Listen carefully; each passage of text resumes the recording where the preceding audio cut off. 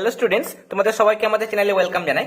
আজকে আমরা তোমাদের ক্লাস 7 এর দেখো প্রশ্নবিচিত্রা থেকে সেকেন্ড সামেটিভ পরীক্ষার জন্য পরিবেশ ও বিজ্ঞানের দেখো 12 নম্বর স্কুল দেওয়া হয়েছে কান্দি রাজা এমসি গার্লস হাই স্কুল থেকে। এই স্কুলের প্রশ্নপত্রটি আমরা আজকে ক্লাসে সলভ করে নেব। দেখো 12 নম্বর স্কুলের ফিজিক্যাল সায়েন্সের মধ্যে আমাদের একের দাগের প্রথম এমসিকিউ, দিনের দৈর্ঘ্য 12 ঘন্টার বেশি হলে ফুল ফোটে, আনসার হবে পালংয়ে। বিশ্বে প্রথম পেট্রোলিয়াম উৎপাদন হয় 1859 খ্রিস্টাব্দে। গাড়িতে থাকে, এটা হচ্ছে সেকেন্ডারি সেল।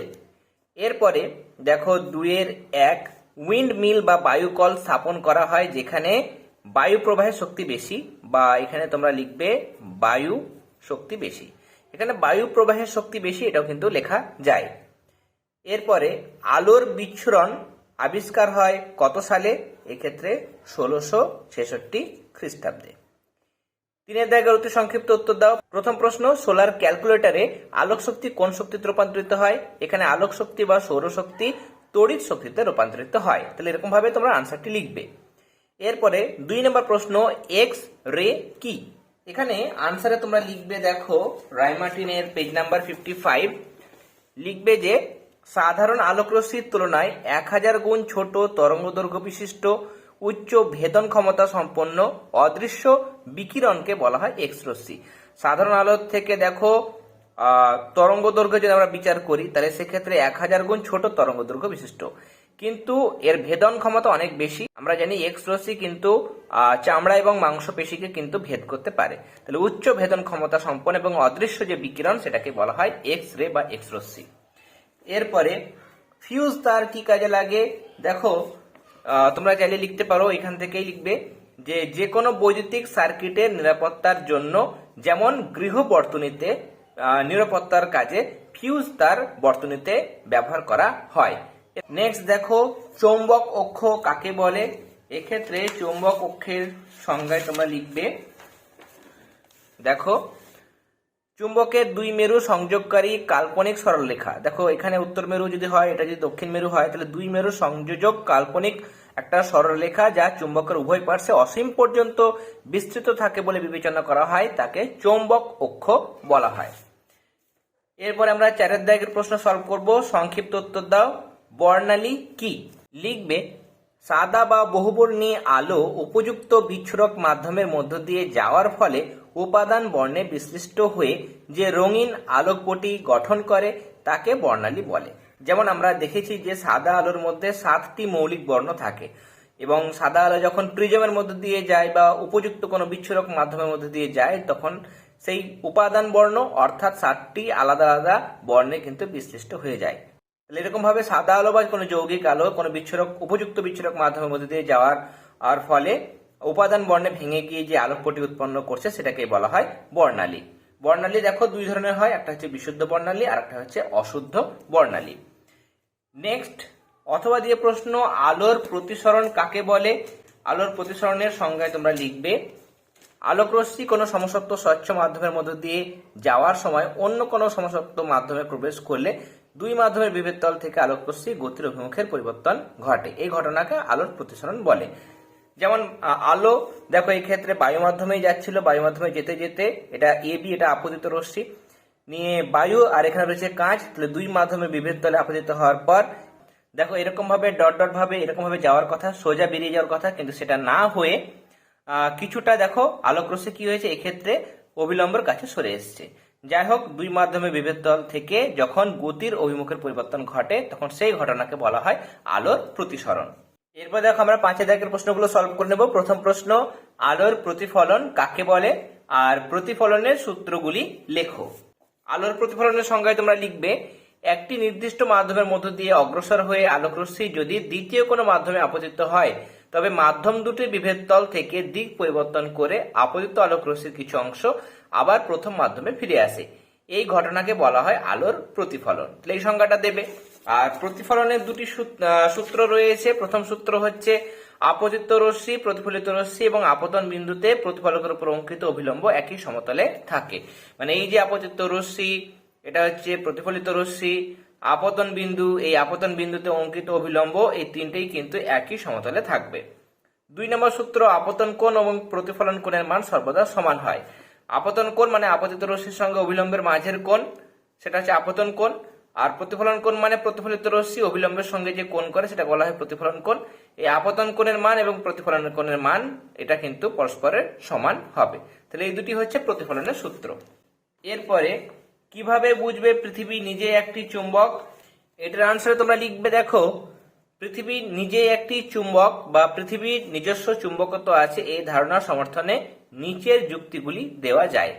প্রথম যুক্তি দেবে, একটি চুম্বক শলাকাকে মুক্ত অবস্থায় রাখলে দেখা যায় উত্তর গোলার্ধে শলাকাটির উত্তর মেরু আর দক্ষিণ গোলার্ধে শলাকাটির দক্ষিণ মেরু নিচের দিকে ঝুঁকে থাকে। দুই মেরুতে শলাকাটি উল্লম্বভাবে অবস্থান করে। দুই মেরু প্রদেশে চৌম্বক মেরুর অস্তিত্ব থাকার জন্যই কিন্তু চুম্বক শলাকা এরকম ভাবে ঝুঁকে কিন্তু থাকছে বা এরকম কিন্তু আচরণ দেখায়। 2 নম্বর ব্যাখ্যা তোমরা দেবে যে অন্যান্য চুম্বকের মতো পৃথিবীও চৌম্বক পদার্থে চুম্বকত্ব আবিষ্ট করে, মানে অন্য কোনো চৌম্বক পদার্থকে চুম্বকে পরিণত করতে পারে চৌম্বক আবেশের সাহায্যে, যদিও এই চুম্বকন খুবই দুর্বল। এই কারণে উত্তর দক্ষিণ মুখ করে যদি কোনো লোহার বর্গা, সেতুর কাঠামো, উল্লম্বভাবে থাকা কোনো লোহার রেলিং বা স্তম্ভ যদি এরকম ভাবে দেখো লোহার বর্গা যদি শুয়ে দেওয়া হয় উত্তর দক্ষিণ মুখ করে, বা এই যে সেতুর কাঠামো বলা হচ্ছে বা এই সমস্ত জিনিসগুলো দীর্ঘদিন ওইরূপ অবস্থায় যদি থাকে, উত্তর দক্ষিণ মুখ করে যদি থাকে, তাহলে সেক্ষেত্রে ক্ষীণ চুম্বকত্ব কিন্তু লাভ করে, মানে হালকা হলেও কিন্তু কিছুটা চুম্বকত্ব ধর্ম কিন্তু অর্জন করে বা লাভ করে। পৃথিবীর উত্তর গোলার্ধে এগুলির নিম্ন প্রান্তে উত্তর মেরু এবং দক্ষিণ গোলার্ধে দক্ষিণ মেরু আবিষ্ট হয়। তাহলে এখান থেকে তোমরা দুটি ব্যাখ্যা দেবে। এরপরে নেক্সট কোশ্চেনে চলে যাব, তড়িৎ চুম্বকের ব্যবহারগুলি লেখো। তড়িৎ চুম্বকের ব্যবহার তোমরা চাইলে টেক্সট বুক থেকে লিখতে পারো বা এখানেও দেওয়া হয়েছে। ইলেকট্রিক কলিং বেলে তড়িৎ চুম্বক ব্যবহার করা হয়, লাউড স্পিকার, মোটর তৈরিতে, টেলিফোন, ইলেকট্রিক ক্রেন। চোখের মধ্যে যখন কোনো চৌম্বক পদার্থের কণা, ধর লোহার গুঁড়ো হয়তো ঢুকে গেছে, তাহলে সেটাকে বের করার জন্য চোখে যারা যিনি ডাক্তারবাবু তিনি কি করেন, এক বিশেষ ধরনের তড়িৎ চুম্বক ব্যবহার করেন, নিয়ে চোখ থেকে সেই লোহার গুঁড়ো হতে পারে বা অন্য কোনো চৌম্বক পদার্থের কণা সেটাকে বের করেন। বড় বড় কারখানায় লোহার জিনিস মানে ভারী জিনিসপত্র সরাতে, এক জায়গা থেকে অন্য জায়গায় নিয়ে যেতে, পরমাণু বিজ্ঞানের গবেষণায় ব্যবহৃত যেটা সাইক্লোট্রন, সেই যন্ত্রে তড়িৎ চুম্বক ব্যবহার করা হয়। তাহলে এগুলো হচ্ছে তড়িৎ চুম্বকের ব্যবহার।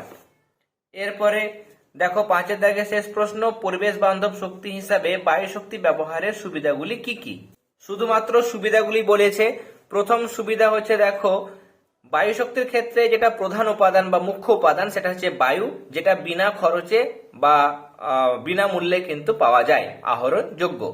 2 নম্বর, বায়ুকলের গঠন সরল হয়, ছোট আকারের হয় এবং সহজে কিন্তু প্রতিস্থাপন করা যায়। 3 নম্বর, যে কোনো স্থানে এমনকি কৃষিক্ষেত্রেও বায়ুকল বসানো যায়। আর বায়ুকলের ক্ষেত্রে বা বায়ুকল বসালে সেক্ষেত্রে কোনো দূষণ ঘটে না, কোনো বর্জ্য পদার্থ উৎপন্ন হয় না। যদিও মনে রাখবে যে বায়ুকল যখন ঘোরে তখন কিন্তু প্রচন্ড শব্দ উৎপন্ন হয় এবং শব্দ দূষণ ঘটে। যাই হোক, এখানে সেটা মেনশন করা হয়নি, যেরকম ভাবে লেখা হয়েছে সেটাই তোমরা লিখবে। একবার বসালে দীর্ঘদিন চলে, আর বায়ুকল বসানো এবং রক্ষণাবেক্ষণ বা মেইনটেনেন্সের খরচ অপেক্ষাকৃত কম, তাই পদ্ধতিটি অধিক দক্ষতা সম্পন্ন। মেন পয়েন্ট হচ্ছে, দেখো 1 নাম্বার, 3 নাম্বার, 4 নাম্বার এবং 6 নাম্বার, এগুলো হচ্ছে মেন পয়েন্ট। এরপরে আমরা লাইফ সায়েন্সের পোর্শনটা সলভ করে নেব। দেখো লাইফ সায়েন্সের মধ্যে প্রথম প্রশ্ন, ফুলের কোন অংশ থেকে বীজ তৈরি হয়?